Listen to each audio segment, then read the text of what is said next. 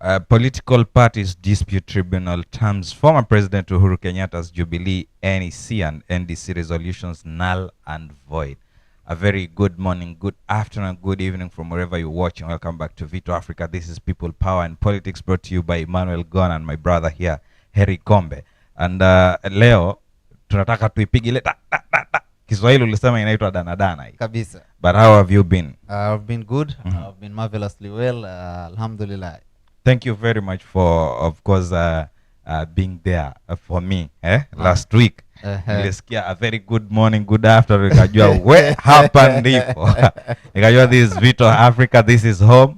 Na nikajipata tu niko home kutoka kule kwenye nilikuwa. I was very far from home, but I felt like I was at home. That is what we do when at Vito Africa. We bring you home, we take you home. Na mambo imekuwa mingi kabisa. Tukiachana hapo kulikuwa kuna stories za mpoa. Sasa hii nimesikia wamefika mzebra wangu. Nasikia mzebra.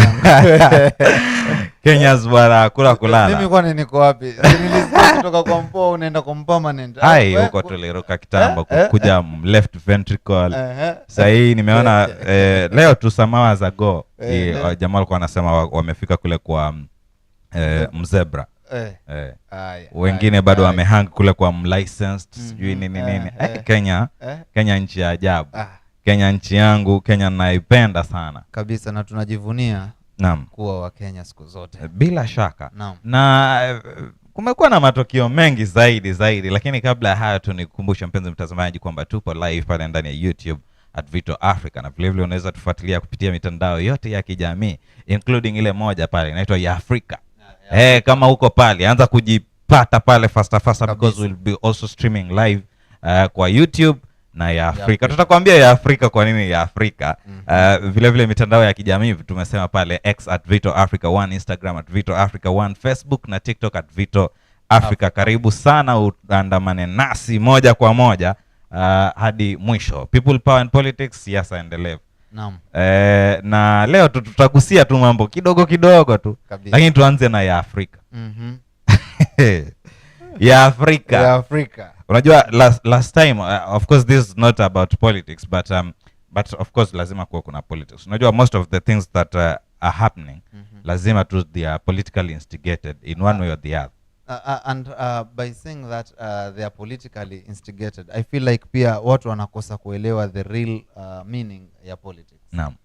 Anytime unapojipata mahali na una deal na ugavi wa vitu, like you are the determining factor, or you in a way you have to determine who gets what, how will this person get that particular thing and when. That is politics. Exactly. Na sasa huko ndio tunajipata kwa mambo mengi tu ni vile tu sometimes we just tend to assume that maybe this is not an issue to do with the politics ama vitu kama hizo. Na unajua kuna pale kwingine nakumbuka jana tukipiga stories, sijui kama utakuwa unakumbuka pale. Tulitaja vizuri kwamba kuna ile siasa ambayo sasa hii imepelekwa pale hapo, sidhani kama ni vizuri ipelekwe. Siasa imepelekwa kwa nyumba za maabudu.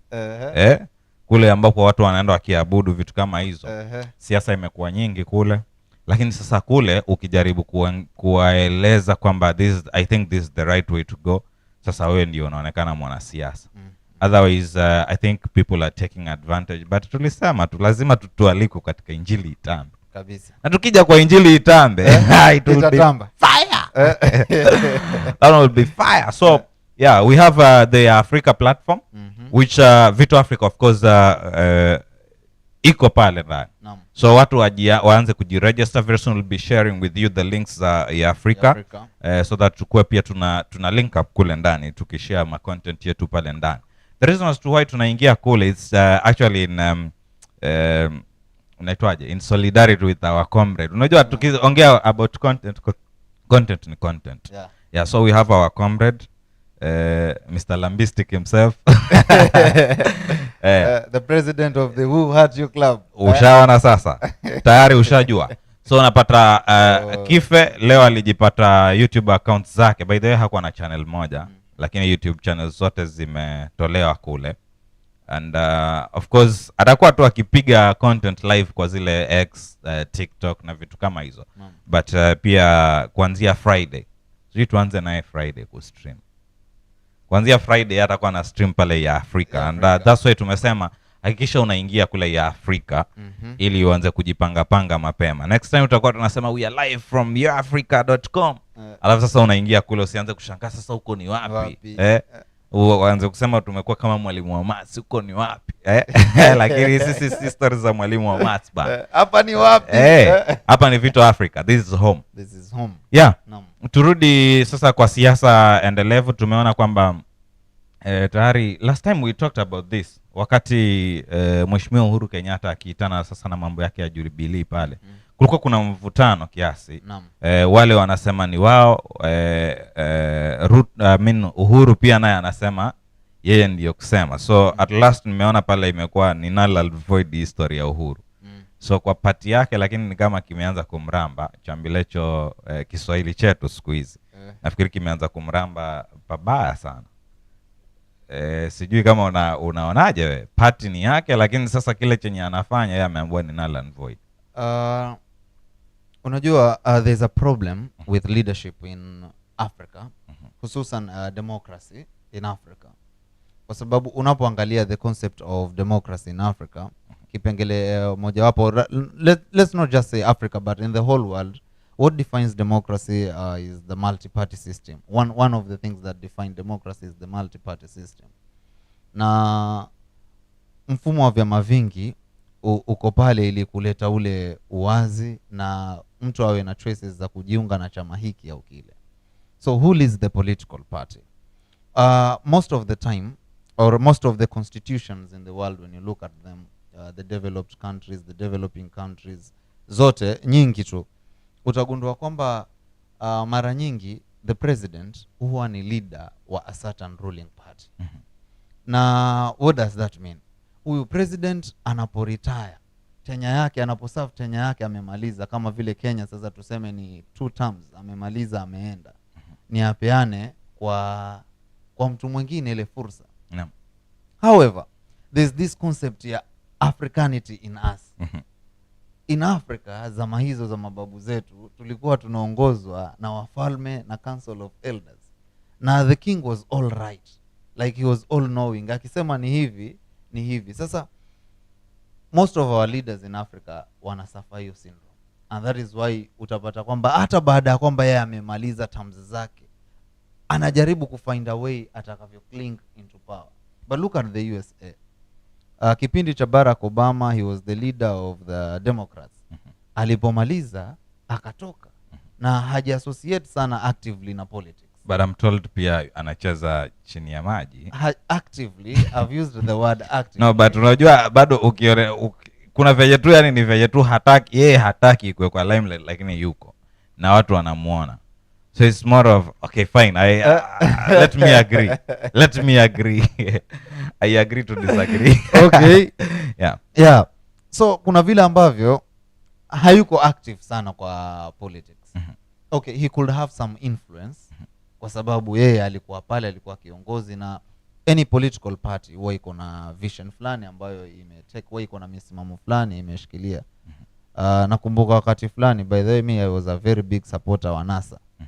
Kipindi hicho cha NASA, I really liked NASA because for the first time in Kenya niliona kwamba kumekuja muungano ambao uko na msimamo fulani. They had 5 principles au 5 things ambazo walikuwa wamesimamia nazo, and they were very categorical and strategic in whatever they wanted, na zilikuwa zimeline up hivi na ukiziangalia zimelenga mwananchi moja kwa moja.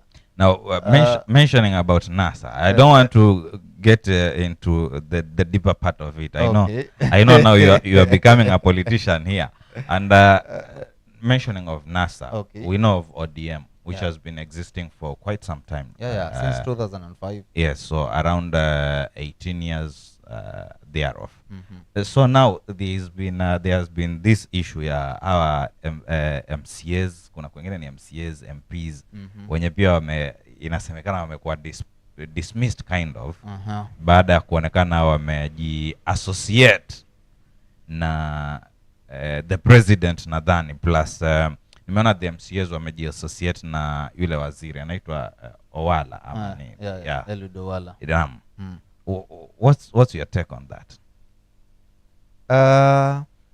Party yoyote huwa iko na principles zake. Sasa hivi tumeanza show kwa kusema kwamba kuna comrade fulani ametolewa mahali fulani kwa sababu bila shaka alienda against the terms and conditions za ile party. However, na kila political party huwa iko na terms zake. However, tukija hapa kwa hii issue ya ODM iko tricky kidogo kwa sababu unajua sasa shida ya wanasiasa wetu wa Kenya hawaeleweki pia. Sasa mimi hufikia mahali nikasema hizo ni shida za wanasiasa wenyewe kwa wenyewe, because it's hard to understand what they stand for. Iwapo number one, iwapo hao jamaa wametolewa kweli, mbona kusiwe na by election? Kwa sababu kikatiba hivyo ndivyo ina dictate. Niliona Jalas pale alisema kwamba hajapata official communication. Si unaona sasa? But pia imekuwa sana kwa media na pia kuna ka clip fulani ambapo Mheshimiwa Raila Odinga pia alikuwa akiongea sana mpaka kataja maneno mengine kidogo, nikaona though watu walimshangilia, lakini someone of his caliber nadhani haikupaswa pengine, lakini kwa sababu ni siasa kama ulivyotaja. Vile vile tukaona pia mtu kama Esther Passaris akapigwa fine ya 250,000. Kabla tujaenda kwa Esther Passaris, sitaki uongee sana hapo kwa sababu wewe nimekuambia umekuwa mwanasiasa na hizi tu ni kugusia kwa sababu mada ni tofauti. Wacha tuachie hapo kwa sababu ndugu yangu hapa anataka kuifanya ile kitu kingine. Allow me to read a statement here. But now this is in Swahili. Taarifa kwa vyombo vya habari. Hii ni Jumuiya ya Muungano wa Tanzania, Wizara ya Mambo ya Ndani ya Nchi, Jeshi la Polisi Tanzania. So taarifa hii inasomwa. Jeshi la Polisi mkoa wa Arusha linamshikilia makamu mwenyekiti wa Chama cha Demokrasia na Maendeleo Mheshimiwa Tundu Lissu pamoja na wenzake watatu wa chama hicho kwa ajili ya mahojiano kuhusiana na tuhuma za kufanya mikusanyiko isiyo halali na kuwazuia askari polisi kutekeleza majukumu yao. Baada ya mahojiano haya na ukamilishaji wa taarifa zingine, hatua nyingine za kisheria zitafuata. Imetolewa na Justin Masejo, SCP, kamanda wa polisi mkoa wa Arusha. Now, I've seen a tweet from Lord Abraham Tai akisema Tanzania has arrested their opposition leader. Alafu akawa anasema sometimes be happy you are a Kenyan. The same thing ambao ulikuwa unaongelea. Mimi sitakupatia ruhusa hapa. The same thing ambao ulikuwa unaongelea about democracy in Africa iko na vitu zake tofauti. On Friday, sijui kama ilikuwa ni propaganda, Yoweri Kaguta Museveni alikuwa na celebrate his birthday. And I'm told barabara zote ilibidi zifungwe kwa sababu ni birthday ya rais wao. And we've had a lot of issues and their opposition, if at all tunaweza ita opposition, because huwezi ongea kule. As long as unataka kupinga, wewe unanyamazishwa there and then. So I think I will agree with you kwamba demokrasia pengine tumeifanyaje, tumeidefine tofauti sana. Sisi imekuwa ni demokrasia. But if I may ask, how far is Tanzania's election from today? Siko sure, sijafuatilia, lakini lazima iwe karibu sana. Okay. So ni hiyo tu michezo yetu. Na just before we get into today's issue, ambao sijui kwa nini tumekawia sana kuingia hapo, about Morocco. I think Morocco wamekuwa na kamkasa. Si kamkasa kwa sababu watu zaidi ya 2,000 wameweza kuaga dunia, kwa hiyo ni mkasa mkubwa. Ni kimbunga ama kinaitwaje? Na the funny thing, sijui tutaita the funny thing, is that Morocco wao wameamua, wao ndio wataamua ni nani atawasaidia. So as much as nchi nyingi tu zimependa sana kupeana msaada, lakini wamejiweka kwa position ya kwamba wakisema France watasaidia, ni wao wasema sawa, tutakubali msaada huu hatutaki, hatutaki. So I do not know kama hapo pia tutasewaje, lakini that's how it is. Ni vile umeniambia lakini sawa. Turudi kwetu nchini sasa. Na maswala sasa ya vile mambo iko. Na leo pale katika ukurasa wa Vito Africa pale X, kulikuwa kuna poll pale ambayo ilikuwa inaendelea, 1 year in government, in a scale of 10, how do you rate the President Honorable William Ruto under the KK government, the Kenya Kwanza government. So kuna majibu pale kadhaa ambayo yameweza kupianwa. Wale waliweza kupiga kura kwa sababu kulikuwa kuna scale pale ya 0 to 10 na scale hiyo imeweza kugawanywa mara 3 kabisa. Kuna 0 to 3 ambao that is below average. Kwa wale ambao wamezoea mambo hayo. Then 4 to 6 tunaweza sema hapo iko average. Na 7 to 10 which is above average. So moja kwa moja tutakuwa tunapiana yale the results at now. Though bado najua kura zinaweza endelea. And just before hata tupiane the results, I wish to appreciate watazamaji wetu pale na wale supporters wote pale, fans wote wa Vito Africa. Nafikiria impression ya leo by the way imekuwa very big. I think that's a huge impression, na hatuichukulii tu rahisi, lazima tukushukuru mpenzi mtazamaji. So tuanzie tu venye tu iko 0 to 3 that is below average. Pale tunaona the percentage is 41.2%. 41.2%. Reserve your comments. Sawa sawa. 4 to 6 which is average, we have 47.1%. Then 7 to 10 11.8%. Na hapa ndio sasa tunaongelea. Tutakuwa very brief by the mpenzi mtazamaji, na unaweza kubwaga umechora normal curve. We'll be very brief and kindly if you have any comments kindly angusha sahi, kwa sababu immediately tukimaliza tu kuziongelelea japo kwa ufupi ndio tutakuwa tunamaliza kipindi chetu. Naam. So we'll be very brief. Naam. Kabisa. 0 to 3 which is below average. 41.2%. Remember we were trying to rate watu walikuwa hapa wana rate between the president together with the whole government. So what does it mean 41.2% below average? 41.2% below average. The government of the day has not met the expectation of the said lot. Of the 41%. Kabisa. But above average, that translates to almost 60%. Yeah. I'm not so sure kama watu walikuwa wana voting pengine kufikiria pengine kama going forward maybe the expectation. I'm not so sure because kwa comments haikuwa that clear. Though tutapitia tu comment kidogo tu ile ambayo ilikuwa imekuwa very specific. 0 to 3 is on the lower side. Yeah. Ukumbuke hapo kwa average kitambo sasa tufike the average bado tuko na 3 tuko na 4 tuko na 5. Naam. And then now we have tuko na 6 standard deviation.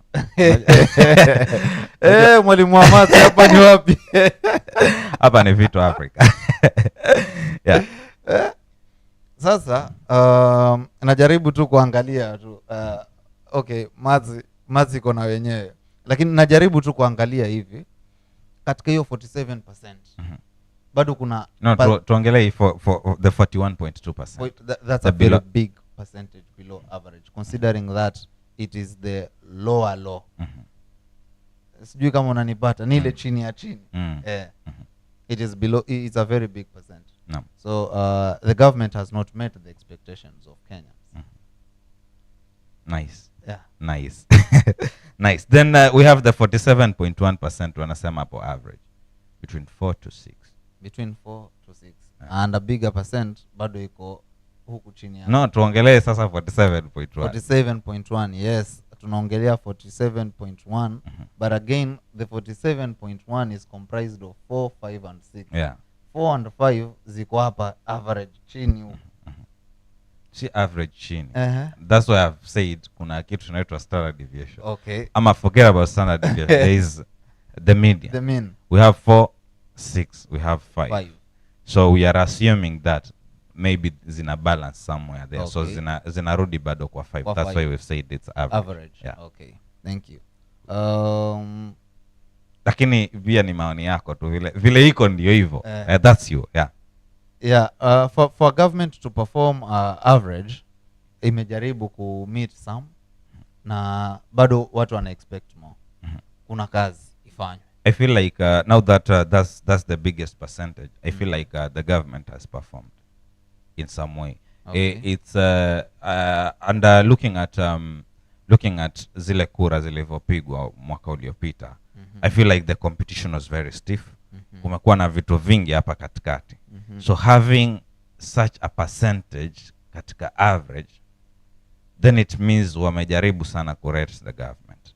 I do not know how, but I feel like wamejaribu pakubwa sana. I'm just trying to look at friction. Unajua tuseme serikali imeanza kusettle mwezi wa 5 sijui wa 4 baada ya maandamano. So kipindi mtu aseme iko average. Hey. Kipindi mtu aseme average sijui kama amepitia wapi. Then 7 to 10 probably this is 11.8%. Au tunaweza sema pengine hawa ni wale yaweza kuwa ni wale supporters tu sasa. Supporters wa serikali tu, wao wanajua kila kitu iko sawa. Inaweza kuwa, sijasema kwamba ni hivyo, inaweza kuwa. So looking at the way your scale ipo.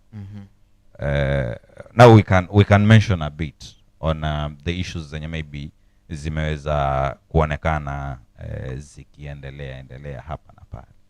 Just mention, kwa mfano tukiongelea kuhusu education, tunaweza sema serikali imefanya lipi?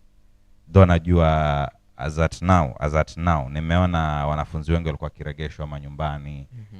Walimu wakuu wamekuwa wakilalamikia kwamba pesa haikuwa inafikishwa shule, vitu kama hivyo. Sasa sijui kama kwa education tunaweza sema wamejaribu ama hawajafanya ama iko vipi, because I'm not again so sure on vile venye iko. Currently we have wanafunzi wakijoin sasa campus, the first year students, na kumekuwa na maneno mengi tu kwamba ile fee structure haijaeleweka vile. Though kuna wale ambao wameripoti, imesemekana kuna wengine niliona juzi wengine wakisema kuna mtu ameripoti amelipa only 6,750, wengine 8,000. Wengine wanaambiwa tu wanaruhusiwa bora umelipa hostels na vitu kama hivyo. But the questions have been arising kwamba tuna uhakika gani kwamba hii itaendelea mpaka lini na itakuwa vipi, because unajua mtu ameripoti ndio, lakini wakati tukisoma sisi ilikuwa kuna kuregister units, there is a certain threshold lazima uwe umelipa ya fee, that is registering of the units. After hapo kuna exam, hauwezi ketia exam kama hujamaliza fees za hiyo semester.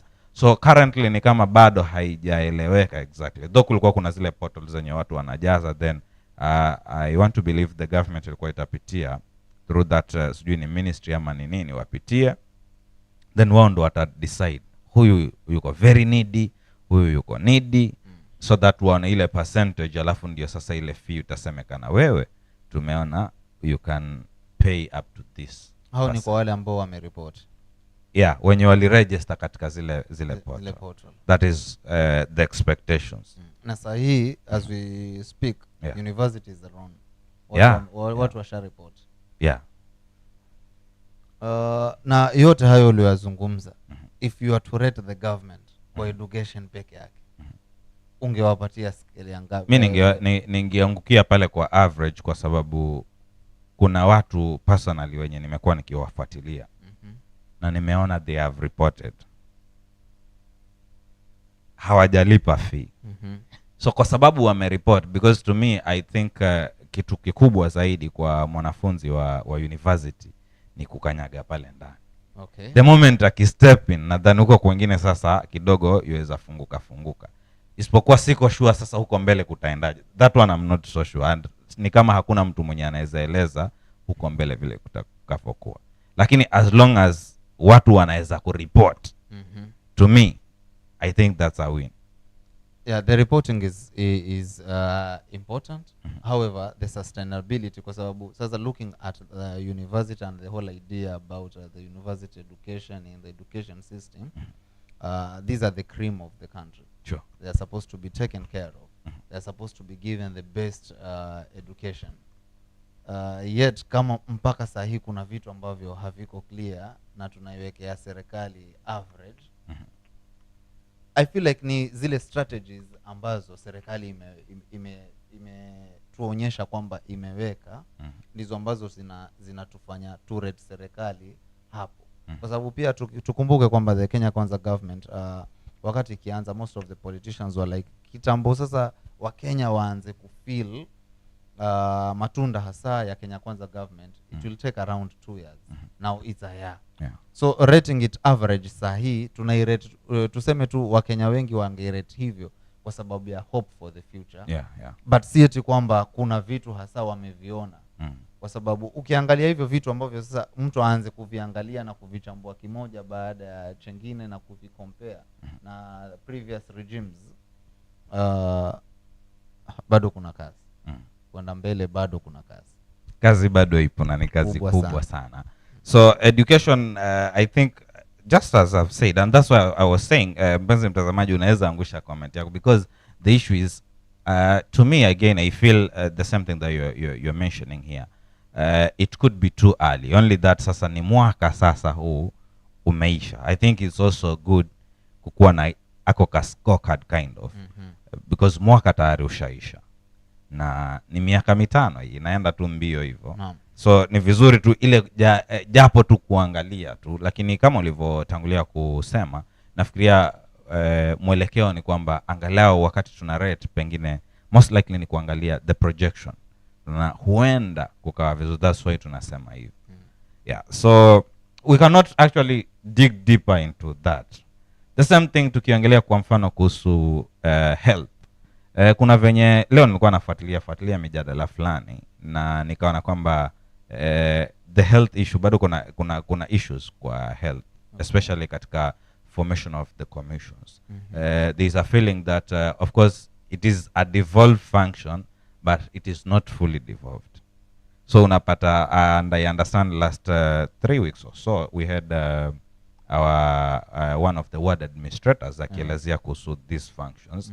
So the issue is bado hakuja kuwa kusuri vile, because there is a feeling that the governors wanaona kama kukiwa na commission probably itakuwa imewekwa fully kwa national government. Which is not the case. Yasemekana hivyo, siko sure pia. So kumekuwa bado hakuko clear kwamba hii kitu iko vipi, but pia kunaonekana na vile venye vitu kidogo vinaenda. Looking at agriculture kwa mfano. Agriculture kuna mbegu ama ni fertilizers zilipeanwa. Though kuna kwengine mbegu nilisikia zilipeanwa lakini mazao hayakuonekana kabisa. It's not a laughing matter. No, ni vizuri tu tukicheka kwa sababu ni mbegu lakini hazikuwa na mazao. Unajua mkulima yeye ni mtu wa matumaini mengi sana na bado katika kulima, by the way, nimeona kuna wale wengine wenye wameambiwa is it coffee ama ni tea, sijui wana uproot hizo mimea. Kumekuwa na strategies nyingi zenye zimekuwa zikiwekwa. Mbona wana uproot? Sijui, imesemekana kuna vitu mpya zenye wanataka kuanzisha. Is it that wamekosa soko? No, I'm told it's a matter of sijui ni ku-upgrade. Okay. I'm not so sure. By the way, 2 days ago I think nilikuwa hata najaribu kushindana na watu katika mitandao on the same issue, because my thinking was, if at all we need to try something new, I feel like we can do it in a small scale, tuone how it will perform, rather than just go down na kutoa zile zenye ziko. You mentioned coffee. Kenya produces the best. Sasa hapo sasa ndio kuna issue. And by the way, hata Rigiji nimesikia yeye ni chairman wa Truthful Men Association, Kenya Truthful Men Association. Ameenda majuu hivi tunavyoongea, na mazungumzo bado ni hayo. Lakini kuna hiyo issue yenye nimekuwa nikisikia. So there's very many issues. Unajua issue ni government ikiingia inakuja na vitu wanazita sijui ni strategies kwamba we are trying to do this, ndo sasa kuwe kuzuri zaidi. So I'm not so sure kama ita fail ama haita fail, but hizo ni vitu zenye zimekuwa zikifanyika. Fertilizers zimekuwa zikipeanwa, though kumekuwa tu na maneno huku na huku. Kwamba hii iko hivi.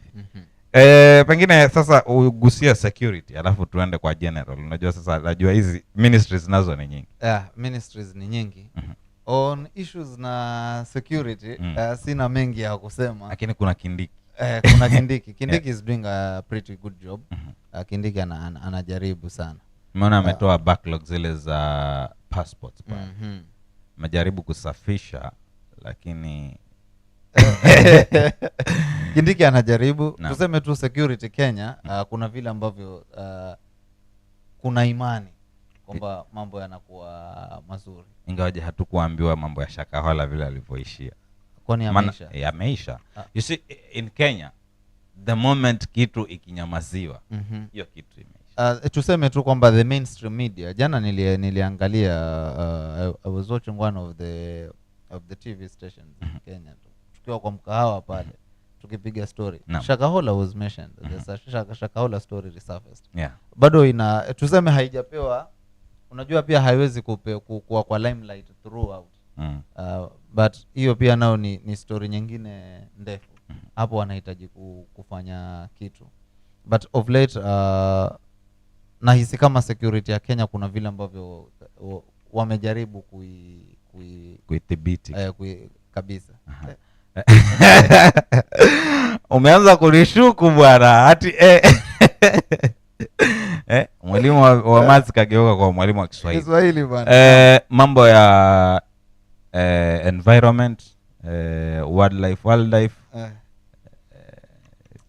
pia unaweza changanya pia tourism, ukipenda uchanganye hata climate change, kwa sababu ni kama zinaingiliana kwa umbali. Okay, hayo mambo yote pana kizungumkuti bado. Kwa sababu unajua bado ni kama tu vile tulianza na health. Tuna rate na hope ya 15 billion trees, lakini bado tunakata. Alafu mara tukianza kufuatilia tunaambiwa tusikate, mara kunaambiwa haifai kukatwa. So hii serikali bado ni changa. But you see, I think I have an issue with that statement. Ya serikali bado ni changa. Wakati serikali za county zilivyoanzishwa, that is what watu wa Kilifi walikuwa wakiambiwa sana. Just to be specific, kwamba unajua ugatuzi huu bado ndio tunaanza. Mara miaka 5 ikaisha, tukaambiwa unajua huu ugatuzi sasa ndio kama mara miaka 10 ikaisha. Kumekuwa tu vitu vimefanyika ndio, lakini kuna watu wengi tu ambao wangeulizwa tu katika miaka 10 ya kwanza ya ugatuzi ni kipi umeona kama faida. Nafikiria watu wengi wangekuwa tu na ile ya kwamba hakuna faida kabisa. So I think wakati mwingine pia tunaweza kuwa at risk ile tukiassume kwamba this government is still very new. Na why am I saying the government is still new, especially on the matters ambazo umezitaja za climate change na nini. Tukifika kwa cost of living hakuna cha uniu wala nini, kwa sababu that was in the campaign. Lakini hatutafika huko. Sasa tusipofika hatufiki huko. Sasa tusipofika wale watu nahisi tutakuwa hatujawakilisha vizuri. Naona kama kipindi ni people power politics. So the power of the people lies. Hata mimi nasubiria hapa. So I was talking about matters climate change and all that. Na nikasema kwamba serikali ni changa. Na changa kwa hii concept ya the climate change na nini, because last week huku tueleza ulikuwa wapi? Tutaelezana siku ya Jumatano. Naam. Lakini kuna mbunge ambaye alisikika akisema kwamba mimi hata sikupigiwa kura kuwa Salasia kabisa. So you try to look at this person is in government. The president alitoa sijui tuseme ni directive or whatever ya 15 billion trees. Baadaye huyo president akaja akasema ianze kukatwa. Issue ya climate kuna watu bado hawajaielewa vizuri. So on matters climate serikali bado ni changa. But when we come to issues na tourism and all that, it's a devolved function. Kenya inajaribu kujiuza kwa kiwango fulani. And here I'll give a shout out to our county 003. The governor is doing a good job for tourism and a market county. And I'm looking at it like in the next, hata si next, kuanzia mwaka ujao. Vile saa hii watu wanaona kama Diani ndio holiday destination point. That is going to change for the whole of Africa. As from next year, bro, you can take these words to the bank. It will be Kilifi. I've seen amesema I'm not so sure of the statistics, lakini alikuwa amepeana kwamba ana erase from, I think, is it 10,000 to 100,000 nadhani. You get yes, so anachapa kazi. He's very strategic in that, and I agree with you. Is doing a very good job. Sasa basi kwa sababu umeitaja, kwa sababu ulikuwa umetaja, acha tuende pale kwenye umetaka the cost of living. This is where the heart of the people is. Iko tu hapo because most of the people, if they are to relate with anything to do with governance, ama the government bit, then it's the cost of living. Yeah, and we cannot talk about politics without looking at the cost of living. Remember, tukianza tulisema politics. Anything ambayo ina deal na who gets what, how and when, that's politics. I agree. And in this, or as at this juncture, we are looking at the daily bread of the people. Yeah. The daily bread of the people. Yeah. Yes. Are they earning it? Is it of value? Are they enjoying it? Is the government providing what they are supposed to provide?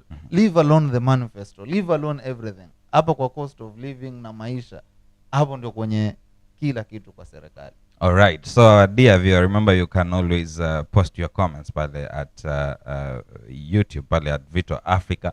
Wangushe comment yako, alafu tutakuwa tunaweza kuipitia pale na tuweze elimishana mawili matatu. Vile vile unaweza tufuatilia kupitia mitandao yote ya kijamii, X at Vito Africa 1, Instagram at Vito Africa 1, na TikTok na Facebook pale unatupata at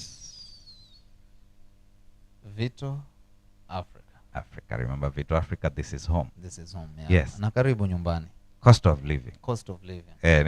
Nilikuwa nataka umezemate kidogo. Unajua pale mwanzo umesema hiyo ndio kitu ambayo unasubiria. Kabisa. So what do you think about the cost of living? Number one, let me start by saying that the hustler government are related with the people of Kenya because of the hustler narrative. So hii inamaanisha nini? Hustler huyu the ruling class imejishusha kwa hicho kiwango. During the campaign period, they could relate with the hustlers. They know what the hustlers eat, how where the hustlers sleep, and all of that.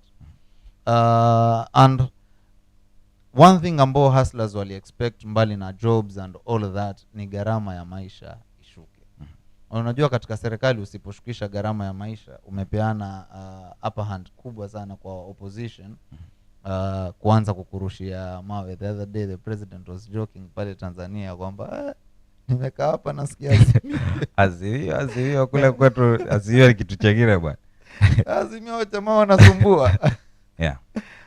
President, we love you bwana William Samoei Ruto. Na tunakuombea siku zote uweze kuachieve hiyo hustler narrative. Gharama ya maisha ishuke. Gharama ya maisha, bei ya bidhaa zile ambazo mwananchi wa kawaida anazinunua kila baada ya siku ziweze kushuka viwango vya chini zama hizo. Unajua, I remember there was a time I used to make makutis. Na mbona nilikuwa nasuka makuti? Nilikuwa nasuka makuti, kuti moja nilikuwa naliuza shilingi 5 na nilikuwa namsukia mamangu hapo ananipatia 5 bob. So nikisuka matatu najua niko na 15 shillings ninaenda kununua soda. I miss those days. And that is where Kenya should be taken back to. Hiyo naona kama ni ngumu, lakini sawa. Na sieti kwamba ni ngumu, ni the government of the day iamue itupeleke hapo. Now, before hata tufikie hapo, rate it sasa. Cost of living. Cost of living. The government of the day with cost of umenipatia mtego, lakini let me talk about the 41%. Si mtego. Let me talk about the below average. Yeah, the 41%. Na feel kama watu wengi wa 41% wameirate serikali hapo. Kwa sababu now this you leave alone the 41%. Do you think the government of the day wamejaribu kufanya chochote katika gharama ya maisha kuipunguza in this case? Wametubabaisha tu na ahadi nyingi na kuturusha huku na kule, lakini bado tuko pale pale. Okay. Nice. Going forward, do you still are you hopeful that pengine inaweza fanyika kitu? Cost of living. With this trajectory, anyway, the government of the day is making good efforts kwa bilateral na multilateral ties. Ilikuwa tutafika lakini umeamua uruka. Okay, kama tutafika. Okay, so just before that, mimi niseme tu hivi kwamba I feel like most likely the cost of living huenda ikose kushuka kabisa. Siko sure kama itashushwa pengine na issue kama za agriculture, kama zitapick vizuri, because currently bado hazijapick. So endapo hizo zitapick, most likely itashuka, but currently there is no hope. And the reason as to why I'm saying there is no hope is because I've also seen attendance in the opposition. Ni kama the opposition has also lost track in some way. I'm not saying that they should be demonstrating each and every day, but I think ile focus ya kwamba we want to have this, yani tujue agenda ya opposition at least. And the president has always mentioned this, that he's ready actually to open an office for the opposition simply because anataka kuwekwa on track. Akikosea kitu aambiwe ndio sasa yeye aweze kurekebisha. But currently I feel like opposition imeanza kufocus na vitu zingine. Sijui kama wamekataa kuwa kwamba wako opposition, but I'm not getting ile fight ya kwamba no, tunataka bidhaa za chakula, tunapigania yule mwananchi. I feel hapo kidogo ndio kunafanya kumekuwa very reluctant kwa serikali pengine kuona kama pengine wanaweza subsidize vitu zingine, pengine kama gharama ikashuka vile. Maoni tu yangu hayo. And now this is where now real politics comes into play. Unajua ukienda kwa developed countries, most of them utazipata ziko na kama 3 main political parties. Na mbili sana sana huwa ni za kisiasa sana, the ruling class. Na moja inaonekana kupigania sana maslahi ya wananchi. I feel like this is the time wa Kenya wanahitaji kujifikiria na watengeze political party yao ambayo inaongozwa na Wakenya wenyewe, mahustlers, si mahustlers wa kujibrand mahustlers. Mahasla wenyewe hasa waweze kufaitia hiyo sehemu. But the biggest problem is actually the interest. Unajua wakati mwingi kianzishwa hivyo, at the end of the day wale leaders wananunuliwa na but I agree with you. And today I was also listening to Justina Wamai. Nafikiri anaitwa Justina Wamai. Okay. Kama unamkumbuka, alikuwa deputy wa Wajakoya, I think. Yeah, that lady is very bright. Okay. Na nimependa sana vile nilivyokuwa nikimfuatilia. And she was actually bringing in the idea ambayo naileta kwamba I think the Kenyans need to think wakumbuke kwamba tukumbuke kwamba this is the 21st century, because looking at the demands, she was talking of the demands, for example, the opposition. She was looking at it kwamba they are actually thinking kama tuko 20th century.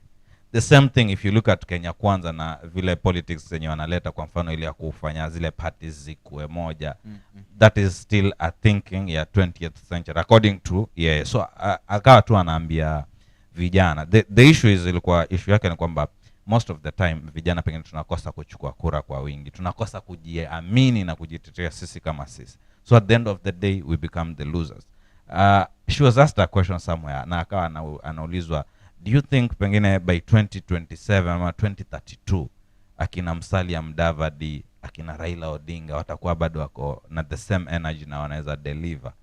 Akasema who knows, if at all this generation, the young people, and of course kama hatutafikiria kama watu wa kufikiria sahi, then definitely kifikia hiyo time still wao ndo watakuwa. But she was actually posing a challenge pale kwamba don't you think kwamba kuna vijana ambao bado sahi wanaweza inukia na wakaleta hizi solutions, because ni vitu zenye sisi kama mimi na wewe hapa tunapoongelea tunaona kabisa hizi vitu, but at the end of the day what are we doing? Tutaketi tu pale tuangalie, tuache wale wazee wetu waingie, na wao bado watakuwa imani yao ama fikra zao bado wanazifikiria venye kulikuwa. And that's why utapata bado leo hii siasa itapigwa pengine na handouts. Huku tunaweza sema si times the handouts, lakini kuna time inafika handouts ndo zinacheza na hiyo story inaishia hapo. At the end of the day tunarudi tena tunaregelea the same issue. It's a debate for another day, or rather a talk for another day. But now that you've brought it, yes. Unajua hapa ndipo ambapo sasa democracy ina to fail to some extent. Yeah. Kwa sababu unajua nahisi kama unaona katiba ya Kenya ina provide for watu kutumia pesa to a certain limit wakati wa campaign.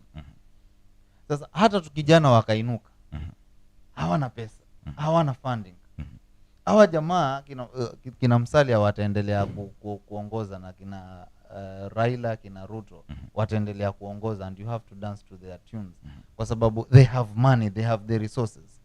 Katiba imeandika kabisa kwamba kampeni zisizidi kiwango fulani, lakini kipengele hicho hakiko serious. Unaona sasa watu, kuna time kuna mwanasiasa Kenya alikuwa akitembea na helicopter akirusha pesa. Nakumbuka hata kuna MCA fulani mahali fulani wakati akitafuta tena kipindi cha pili alikuwa amesema amejiwekelea 12 million. Sasa si unasikia sasa unajaribu kuimagine MCA hiyo sasa ilikuwa niende kila mtu atakayeona. Sasa unajua hata acha kukupeana handout, yeye awe na timu yake ama musician. Lakini one thing ambayo nakwambia, some of the music ambazo zimetrend they are not the best music. Sure. But why are they in people's mind and hearts? Ni kwa sababu zinakuwa played over and over again. So huyu jamaa atachukue pesa, achana na hiyo ya kupeana handout. Alipe kwa mfano media houses zote. Alipe watu kadhaa. Amwambie nyinyi kila siku mtakuwa mkipita hapa mnanitaja tu mimi, mnanitaja. Hiyo itakusink by the time tunaenda kwa election. Huyu jamaa will be very popular. Kweli. Na ata win, but is he the people's choice? Is he representing the interest of the people? He is not. Ni pesa ndio imemfikisha pale. Na yule mtu mzuri ambaye labda yeye ndio alikuwa anawakilisha interest za watu, amekosa kile kiti kwa sababu hakuwa na pesa. Kwa hiyo kuna vitu ambavyo tunahitaji tuviweke sawa kama wa Kenya. I feel like the system of check and balance inahitaji kuwa reinforced in Kenya kwanza.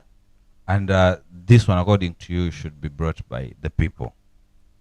This one, according to, actually, should be brought by the people. Yes.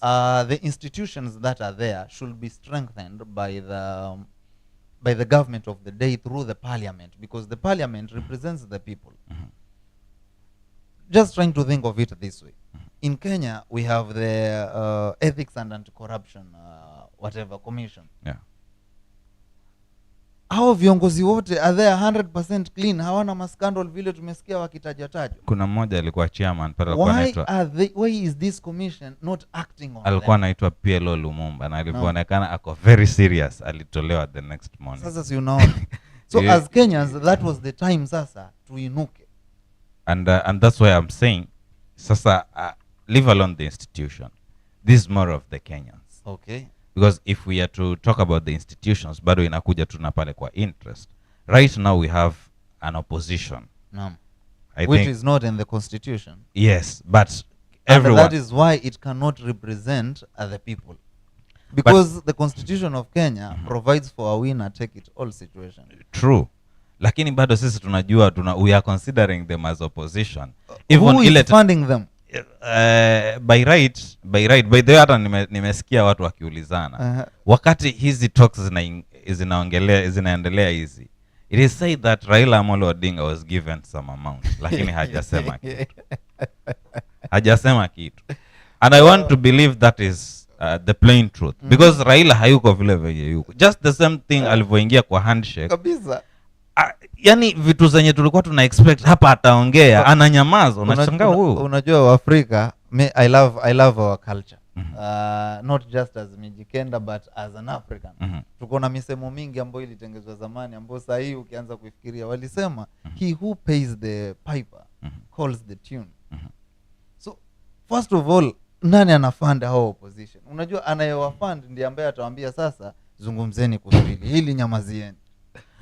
Sasa you see, okay, fine. Or fine. Should we have a constitutional review sasa in Kenya? That is what I wanted us to mention a bit. Because in the bipartisan talks, zinaitwa hivyo. Hizi zenye zinaendelea hizi za kuna hizi talks ambazo zinaendelea currently. Hizo bipartisan talks. Kuna vitu ambavyo pale wameongelea. But again tukienda pale still tunaona tu ni kama wanaleta zile issue zao wao kama wao. The president has been mentioning this kwamba if possible kutengenezwa hiyo office ya opposition, which I think most of the people wanajaribu kuagree nao. Ndio sasa ijaribu kuweka ile serikali angalau ifanye kazi kitu kama hicho. But it feels like that's not the focus. Na kwa comments pale kulikuwa kuna comment ya kwamba jamaa pale katika maongezi tulivyokuwa tukiongea ama wao katika kuongea sisi tulikuwa tunajua ni maandamano yataisha, lakini maisha bei za bidhaa hususan zitashuka because interest kubwa ni ya mwananchi. Unfortunately jamaa wamekuja pale wameanza kupiga hesabu zao. Kwa mfano ambao ndio comments ambazo zilikuwa pale kwamba counties ziongezwe, ambao ni kitu ambacho imeweza kuleta msisimko mpya kabisa. So badala ya kuongezwa sasa Wakenya wengi, nimesema wengi because I am included, sasa inabidi tuseme heri zipunguzwe kabisa, because if we look at stories zote hapa ni kwamba the wage bill sana iko juu. So utapata counties ni nyingi, ndio tulitarajia zinatusaidia kwa kiwango fulani, lakini ukiangalia sana ile budget ambayo iko, pesa kubwa pale ni ya mishahara, allowances. Na sasa hapa jamaa kuitana katika zile talks, sasa ni kama wameanza kuangazia kwamba ama tuongeze sijui counties sijui 9 from 47 to 56 ama counties 11, which is bringing issues zingine tofauti. Na tukiangalia kwa nini kuongezwe counties, to me I think kama ni counties ziongezwe, basi bila shaka itakuwa ni stories za kujitafutia nafasi, venye tulikuwa tukiambiwa kwa BBI kwamba hawa jamaa wana create opportunities. It is the same thing. If we have an additional of 9 counties sahi, that means we'll have governor, deputy governor, senators, women reps, mishahara hiyo yote. Unaona sasa? Na bado kule watasema kuna hizo member of county assemblies pengine wataongezeka, vitu kama hivyo. So I do not know where the focus is, but I think our leaders wakienda wakiketi mahali hivi, they always change everything. In 1963, when Kenya gained independence, we had what we call a federal type of constitution. One of the best system of governments, by the way, in the world. And hiyo constitution ilikuwa imeandikwa vizuri. Kwa kiwango fulani imefanana na devolution, lakini ni vile hayo maeneo yalikuwa machache 7 tu. Na viongozi hawakuwa wengi pale kwenye hiyo katiba hiyo. Leo hii tuko na counties 47. Naam. Very soon kila mmoja atakuwa kiongozi. Kenya kila mtu atakuwa kiongozi very soon. This is not a laughing matter. It's a very serious issue. Yeah. Kwa sababu tukiwa na viongozi wengi, pesa yote itatumika kulipa mishahara basi na kurun government operations. Na bado kuna kuja ile issue ya quantity na quality. Sasa unaona. Yet again in Kenya, katiba tulionayo ime-dictate vizuri sana. Kwamba number 1, kuna commission ambayo imetengezwa inaitwa IEBC, the Independent Electoral and Boundary Commission. Kazi yake ni nini? Si uchaguzi tu peke yake. Hiyo ndio ambayo inatathmini. Iseme saa hii tunahitaji hii county hii tuigawanye. Why is this one coming from the politicians, not the commission? Yeah. Why don't we have why can't everyone stick to their lane? Uzuri wa siasa ni huo. Mpenzi mtazamaji, basi unaweza kuangusha comments zako, lakini pia uniruhusu kwa sasa niweze kupitia comments. Na tukimalizia comments basi bila shaka tutakuwa tunamalizia kipindi. Sajego anapata msema mambo ni mingi sana vile matatu tu. Mambo si mingi sana vile matatu tu, lakini hajayataja.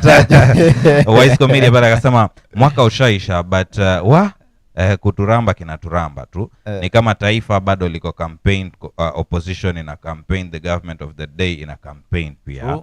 Very true. Madaraka tena panasema the government has not performed well this time. Food education, life is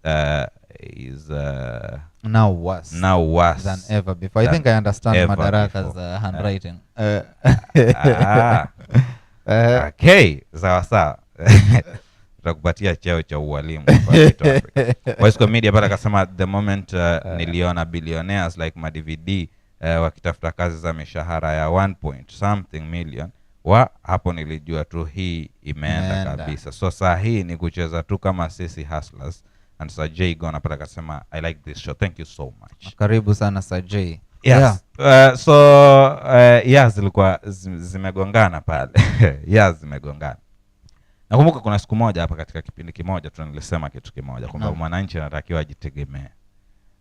Hii issue ya wanasiasa hakuna mahali watatupeleka. But maybe hiyo itakuwa kwa parting shot yangu.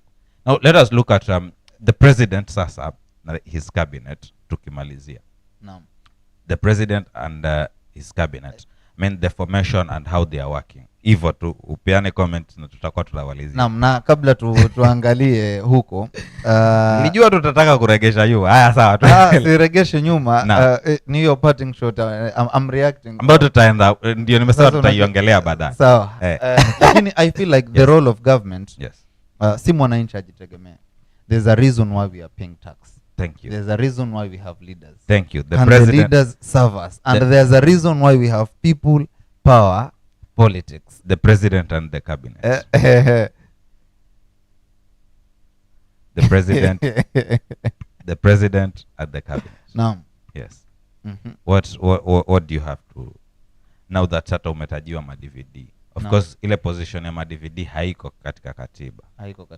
Yes. So what do you think the president venye aliingia ile composition yake na vile wanavyo work currently? Hivyo tu. Venye aliingia I have nothing to say kuhusu vile alivyoingia. No, I'm talking of he won the election. His formation of now I have a problem with how he formed the government. Kwa sababu nilivyokuwa natarajia na kulingana na hii katiba mpya and why we had the katiba mpya. First of all, allow me to take you back kidogo. Before this constitution, we had a constitution nyingine tofauti. Yes. Ambayo tulianzia nayo toka 1964 huko, 63 huko. Imekuwa ikiwa amended hapa na pale. And back then, instead of members of the National Assembly, we had members of parliament. Ambao hawa jamaa walikuwa wanaweza kuhold positions ngapi? 2. Awe yeye ni mbunge, at the same time awe yeye ni minister. Lakini ikaangaliwa ikaonekana hawa jamaa ni wana represent watu vizuri. Lakini they have no knowledge about running of these ministries. Unaona sasa? Sasa ikabidi hii katiba mpya ilipokuwa inatengezwa ikagawanywa ile sehemu. Mbunge abaki kwa mbunge a represent watu na aingie pale a run government operations. What am I saying here? Ni kwamba dereva awe dereva, makanga awe makanga. Kwa sababu dereva ako na DL. Dereva anajua sheria za barabara. So tukiingia kwa formation sasa, rais alipochaguliwa, he is a politician, he is the head of state and the head of government operation. Lakini hata operate operations zote yeye atachukua watu ambao wana ujuzi. Kama ni education, atachukua mtu ambaye ako na knowledge ya hiyo docket. Akamchukua Machogo hapo. Unaona sasa? Kama ni mambo na security, atachukua mtu ambaye ako na uelewa wa hiyo docket. Na hivyo. Kwa hiyo kwa hekima ya rais akawachagua wale aliowachagua. Kitu ambacho kinahuzunisha hata hivyo ni kwamba wale walikuwa ni wanasiasa, wengi wao walikuwa kwa debe wakakosa. Na matarajio yangu hususan nilikuwa kuona kwamba mtu akikosa kwa debe akatulie. Ajipange sasa next season kulingana na katiba, the rule of law. Kwa hiyo kwa kipande fulani nahisi kama hiyo formation ya serikali haikufuatiliwa vile ilivyokuwa inastahili kufuatiliwa kwa kiwango fulani. Ijapokuwa zile procedures zilifuatwa vizuri, watu wakaenda vetting na all that was done, wakaonekana wako na ujuzi kabisa, ni vile tu baadhi yao ni wanasiasa. Okay, so that is the formation, which of course I agree with you. I think the president hapo kidogo he focused on loyalty. Aliangalia watu ambao walikufa na yeye. which at the end of the day I think katika kuwapatia kazi probably watakuwa ni watu ambao, which is bringing us now to the way things are happening right now. Itakuwa ni watu pengine hawataweza kumsaidia pakubwa, isipokuwa tu kama tulivyotaja, kuna wale ambao baadhi yao tu wameweza kung'ang'ana. Umetaja Kindiki, nafikiria mtu kama Mvuri ameweza kufanya kazi yake vizuri pale, lakini bado kuna wale ambao kidogo, kuna wakati fulani nafikiri wiki 2-3 zilizopita, yeye mwenyewe akawa amewaita kwa mkao pale na akawa anawaambia inanishangaza kwamba mimi kama rais najua kuwashinda nyinyi ambao mko katika hizo wizara. Inasikitisha sana, ambayo sasa ni kitu yeye mwenyewe, ingekuwa Swahili pale wangesema ni kifo cha kujitakia, kwa sababu yeye ndo aliwachagua. Because pale ni yeye aliwachagua, even though tumesema kwamba ile procedures zilifuatiliwa kuenda wapi, lakini tunajua most of the time vitu kama hizo ziki happen ni kama ni kuraba stamp tu, wamekuwa kiraba stamp. So yeah, I feel like the president hapo alicheza siasa sana, na huenda kama hata wakazia, though inasemekana kuna venye wako strict. Remember the other time akina Kindiki walichelewa kwa mkutano 2 weeks ago, nikaona nani anaitwaje Kipchumba Murkomen amepanda bike anasema anakimbia kwa mkutano wasije akachelewa, vitu kama hivyo. So maybe zile designs zenye anajaribu kuwa maybe zinaweza kusaidia, siko sure, lakini maybe zinaweza kusaidia. Na nafikiria pia kuna mama yule Aisha Juma pia, hata kuna wakati mmoja akasema anashukuru Mungu saa hii si kama zamani. So ni kama kuna vitu vinaweza kuwa vinasaidia kimpango, na kama msaada huo basi utafanya ile service delivery kwa wananchi iweze kufanyika kwa ubora zaidi, then I don't think sisi tutakuwa na issue kabisa. In fact labda tu kugongelea msumari hapo zaidi. Naam. Si kama mwananchi anahitaji mengi. Mwananchi anahitaji hizo services ambazo umezizungumzia. Naam. Na kitu hasa kilichofanya Kenya ichukue mfumo huu wa ugatuzi ni kwa sababu ya mambo ya service delivery. Naam. Huduma zimfikie mwananchi kwa rahisi kwa wakati unaofaa. Maisha yawe rahisi kwake. Kwa hiyo hata labda wengi hatungeangalia ni kina nani wako pale na pale, iwapo vitu kama the cost of living vingekuwa vimeshughulikiwa vikapigwa msasa vilivyo kabisa. That is our main issue actually kama wananchi, kwamba as long as sisi at the receiving end tunapata vile vitu venye inastahili tuvipate, basi hatuna budi ila tu kuweza kushirikiana na serikali iliyopo na tukaweze kufanikisha zile manifesto zao kama serikali, na vile vile sisi pia nasi tukaweze kujifaidi kama wananchi na kama nchi kwa ujumla. Labda tu tukimalizia pengine sehemu zako za mwisho tukimalizia kipindi, kwa sababu naona wakati kidogo umetupa kisogo. Sehemu zangu za mwisho nitasema nini?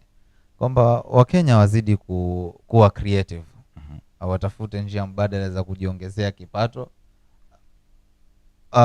Theoretically Wakenya wanafaa wawe, ile katiba ile iwe na wasavu vizuri na maisha yao yawe yanaenda vizuri. Lakini si tuko kwa nchi hii ambayo bado iko na changamoto zake. Hatuwezi sema kwamba ni nchi changa, kwa sababu miaka zaidi ya 50 toka tupate uhuru.